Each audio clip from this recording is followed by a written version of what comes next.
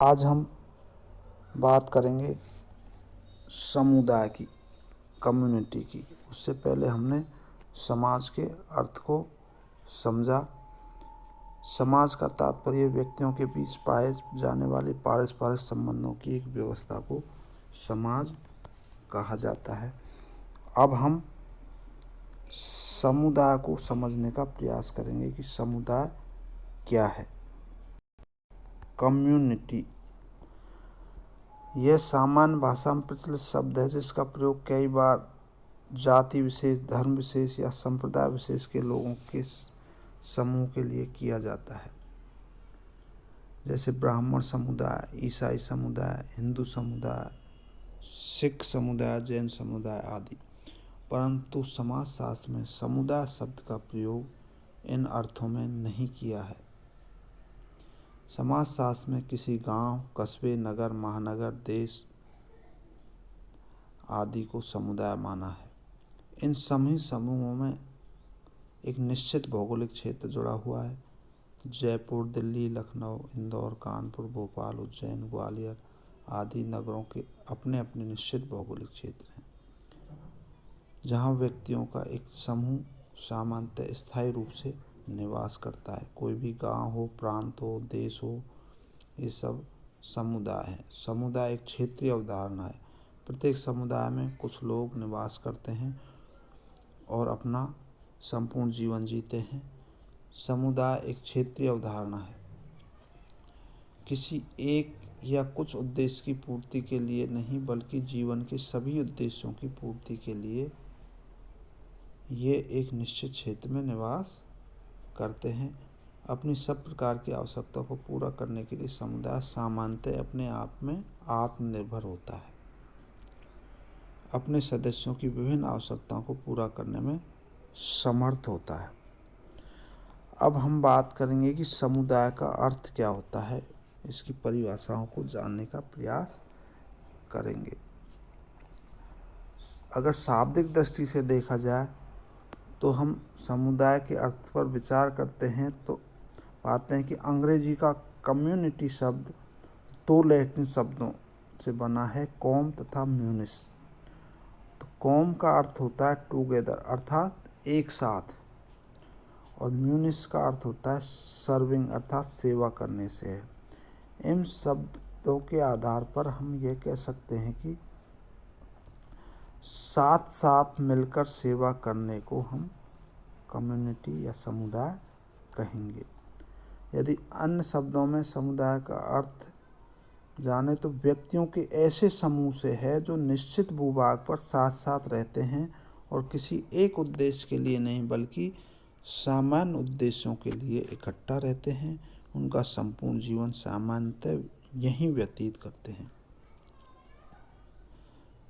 MacIver और page ने कहा है कि समुदाय सामान्य जीवन का एक क्षेत्र है। समुदाय को परिभाषित करते हुए बोगार्ड्स लिखते हैं कि एक समुदाय एक ऐसा सामाजिक समूह है जिसमें कुछ अंशों में हम की भावना पाई जाती है तथा जो एक निश्चित क्षेत्र में निवास करता है। ऐसे ही जॉर्ज लुंडबर्ग ने समुदाय को परिभाषित करते हुए लिखा है कि एक मानव जनसंख्या जो एक निश्चित भौगोलिक क्षेत्र में निवास करती है और जो सामान्य या अन्योन्याश्रित जीवन व्यतीत करती है।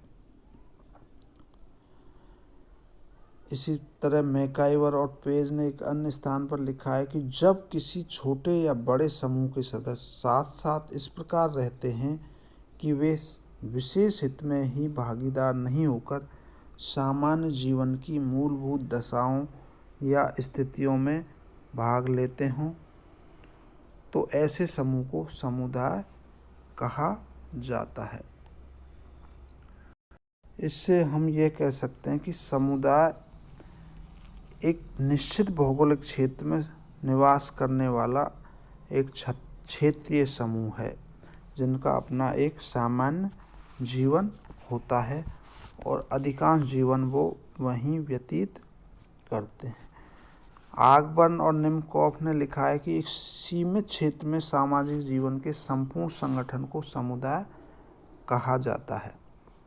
इसी तरह डेविस लिखते हैं कि समुदाय सबसे छोटा ऐसा क्षेत्रीय समूह है जिसमें सामाजिक जीवन के समस्त पहलू आ जाते हैं। तो इन सभी परिभाषाओं के आधार पर हम अगर स्पष्ट करना चाहें तो हम ये कह सकते हैं कि समुदाय सामान्य सामाजिक जीवन में भागीदार लोगों का एक ऐसा समूह है जो निश्चित भौगोलिक क्षेत्र में निवास करता है और जिनमें हम की भावना अर्थात सामुदायिक भावना पाई जाती है। यदि हम इन परिभाषाओं के आधार पर यह स्पष्ट करना चाहें कि समुदाय के अंतर्गत कौन सी विशेषताएं या कौन से तत्व उभर कर सामने आते हैं, तो हम इसमें प्रमुख रूप से जो पाएंगे वो है व्यक्तियों का समूह और निश्चित भौगोलिक क्षेत्र और सामुदायिक भावना।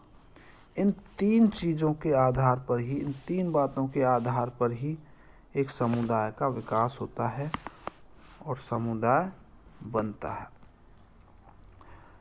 तो यहाँ हम समुदाय की जो प्रमुख विशेषताएं हैं उनका हम उल्लेख करेंगे।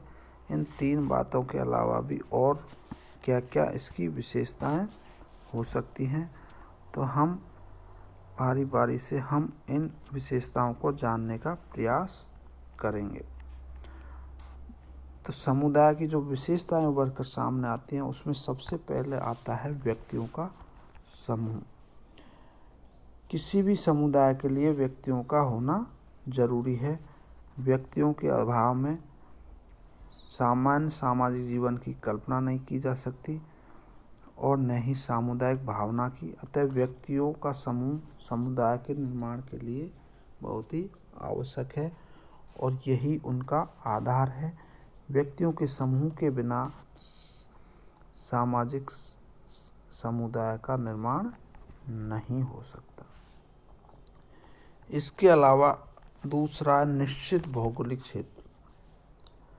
समुदाय के लिए एक निश्चित भौगोलिक क्षेत्र होना भी जरूरी है, क्योंकि समुदाय की प्रमुख विशेषता यही है कि वो एक निश्चित भौगोलिक क्षेत्र में निवास करने चाहिए। तब तक उसे समुदाय नहीं कहा जा सकता जब तक वो निश्चित भौगोलिक क्षेत्र में निवास नहीं करते। किसी गांव, नगर या राष्ट्र को इसीलिए समुदाय कहा जाता है क्योंकि इनमें प्रत्येक का अलग अलग निश्चित अपना भौगोलिक क्षेत्र होता है और जहां लोग अपना जीवन व्यतीत करते हैं। निश्चित भौगोलिक क्षेत्र में एक दूसरे के निकट रहने के कारण ही लोगों में अंतःक्रिया की मात्रा बढ़ती है और सामाजिक संबंधों के निर्माण की दृष्टि से भी ये आवश्यक है।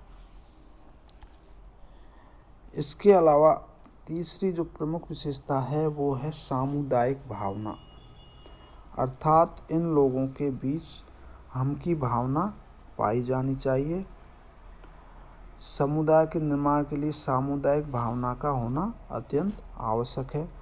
सामुदायिक भावना से अगर तात्पर्य लगाएं तो हम ये मान सकते हैं कि हम सब एक हैं, हम सबको एक साथ इकट्ठा रहकर काम करना चाहिए।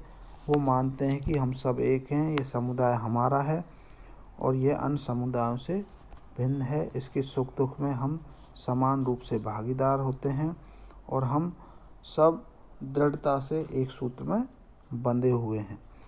सामान्यतः प्रत्येक समुदाय अन्य समुदाय के संदर्भ में एक संगठित इकाई के रूप में कार्य करता है। जब तक निश्चित भौगोलिक क्षेत्र में निवास करने वाले लोगों में यह सामुदायिक भावना नहीं पनपती तब तक उसे हम समुदाय नहीं कह सकते। सामुदायिक भावना के अंतर्गत तीन बातें आती हैं।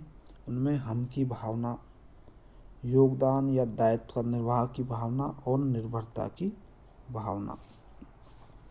अगर हम वर्तमान समय के समाज की बात करें जिसमें औद्योगिकरण, श्रम विभाजन, विशेषीकरण, नगरीकरण, यातायात और संचार के साधनों का विकास, भौगोलिक दूरों में कमी, एक ही विश्व का दृष्टिकोण, जनसंख्या की तीव्र वृद्धि एवं जनसंख्या में विविधता, व्यक्तिगत स्वार्थ का बढ़ना, द्वैतिक संबंधों की प्रधानता आदि कारणों से सामुदायिक भावना में कमी आती जा रही है, विशेषतः नगरीय समुदायों में। नगरीय समुदायों में जो सामुदायिक भावनाएं, हम की भावनाएं, उसमें दिनों दिन गिरावट आती जा रही है। इसके अलावा समुदाय का स्वतः विकास होता है। समुदाय का निर्माण कुछ लोगों के द्वारा जानबूझकर नहीं किया जाता या नियोजित प्रयत्न से नहीं किया जाता, बल्कि इसका निर्माण तो समय के साथ साथ स्वतः ही होता जाता है। किसी विशेष स्थान पर अगर कुछ लोग मिलकर रहने लगते हैं, धीरे धीरे उनमें हम की भावना पनपती जाती है और वे सभी लोग समूह को अपना समूह समझते हैं। इस प्रकार भावना विकसित होने पर वह समुदाय का रूप ग्रहण कर लेती है। इसके अलावा इसकी अन्य विशेषता है स्थायीपन। स्थायीपन से तात्पर्य यह है कि एक निश्चित भौगोलिक क्षेत्र में वो रहते हैं तो स्थायी रूप से रहते हैं। किसी अस्थायी भीड़, श्रोता समूह या खाना बदोश झुंड को हम समुदाय नहीं मानते। जो लोग एक स्थान पर रहते हैं फिर उठकर दूसरे स्थान पर चले जाते हैं, अर्थात वो अपने भौगोलिक क्षेत्र को बदलते रहते हैं, उन्हें हम समुदाय नहीं कह सकते, क्योंकि भौगोलिक क्षेत्र इनके साथ स्थायी रूप से जुड़ा हुआ होना चाहिए। इसके अलावा इसकी अन्य विशेषता है विशिष्ट नाम, अर्थात प्रत्येक समूह का अपना एक विशिष्ट नाम होना चाहिए और होता है, जो उस समुदाय के लोगों में हम की भावना जागृत करें और उसे बनाए रखने में योगदान देता है। प्रत्येक समुदाय के नाम के साथ एक विशिष्ट इतिहास भी जुड़ा होता है, जो उसे एक व्यक्तित्व प्रदान करता है। इसके अलावा बात करते हैं अगली विशेषता मूर्तता। जैसे समाज अमूर्त था, ऐसे समुदाय अमूर्त नहीं होकर मूर्त है, क्योंकि समाज में व्यक्तियों के संबंधों के आधार पर एक व्यवस्था को हम समाज कहते हैं, लेकिन समुदाय में व्यक्तियों का समुदाय एक मूर्त समूह है, क्योंकि कुछ व्यक्ति मिलकर एक निश्चित भूभाग में, एक निश्चित क्षेत्र में निवास करते हैं और उसे हम समूह के रूप में देख सकते हैं। यद्यपि समुदाय से संबंधित विभिन्न नियमों को नहीं देखा जा सकता, परंतु मनुष्यों के समूह के रूप में इसे अवश्य देखा जा सकता है, इसलिए हम इसे मूर्त कहेंगे। इसके अलावा इसके व्यापक उद्देश्य होते हैं।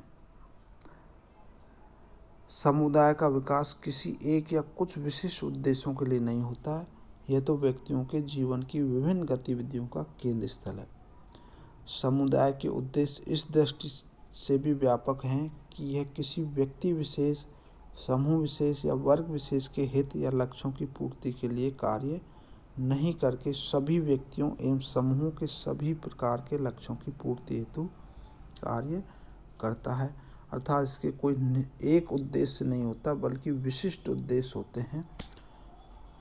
इसके अलावा अन्य विशेषता है इसका सामान्य जीवन। प्रत्येक समुदाय के कुछ सामान्य रीति रिवाज, परंपराएं, नीति, विश्वास, उत्सव, त्योहार, संस्कार होते हैं, जो उस समुदाय के लोगों के जीवन में एकता प्रदान करते हैं। समुदाय में ही व्यक्ति की आर्थिक, सामाजिक, राजनीतिक, धार्मिक, सांस्कृतिक आदि आवश्यकताओं की पूर्ति होती है। यहीं उसका संपूर्ण जीवन व्यतीत होता है। इस दृष्टि से समुदाय सामान्यताओं का एक ऐसा क्षेत्र है जहाँ व्यक्ति इस या उस उद्देश्य की पूर्ति के लिए नहीं, बल्कि अपना सारा जीवन बिताने के लिए उस समुदाय में रहता है। और इनकी कुछ सामान्य नियम व्यवस्थाएं भी होती हैं। सामान्य व्यवस्था को समुदाय की महत्वपूर्ण विशेषता माना है। सामान्य नियमों के माध्यम से लोगों के व्यवहार को निर्देशित किया जाता है, उन पर नियंत्रण रखा जाता है। सामान्य नियमों से निर्देशित होने के कारण ही एक समुदाय विशेष के लोगों के व्यवहारों में बहुत कुछ समानता देखने को मिलती है। इसके अलावा आत्मनिर्भरता। समुदाय की एक विशेषता आत्मनिर्भरता भी है। आत्मनिर्भर समूह माना गया समुदाय को वह अपनी आवश्यकताओं की पूर्ति स्वयं ही कर लेता है। इसका तात्पर्य यह है कि उसे किसी अन्य समुदाय पर निर्भर रहने की आवश्यकता नहीं पड़ती। समुदाय की यह विशेषता आदिम समुदायों, जनजातीय समुदाय एवं छोटे समुदायों में पाई जाती है। वर्तमान के बड़े समुदायों में यह विशेषता नहीं पाई जाती, क्योंकि वर्तमान के समुदाय आत्मनिर्भर नहीं होते बल्कि अन्य समुदायों पर भी आश्रित होते हैं। इसके अलावा इसकी अन्य विशेषता है अनिवार्य सदस्यता। प्रत्येक व्यक्ति किसी न किसी समुदाय का सदस्य अवश्य होता है। वह किसी न किसी क्षेत्र विशेष में अन्य लोगों के निकट रहता है, उनके साथ अंतःक्रिया करता है। उसे अपनी विभिन्न आवश्यकताओं की पूर्ति के लिए किसी न किसी क्षेत्रीय समूह अर्थात समुदाय में रहना पड़ता है। कोई भी व्यक्ति किसी एक क्षेत्र विशेष में ज़रूर रहता है, किसी गांव में, किसी नगर में, किसी शहर में, किसी देश में कहीं ना कहीं वो निवास ज़रूर करता है। इसलिए वह किसी न किसी समुदाय का सदस्य अवश्य होता है। एक क्षेत्र विशेष में लंबी अवधि तक लोगों के साथ रहने से उसमें अपने समुदाय के प्रति एक लगाव और अपनत्व का भाव पैदा हो जाता है।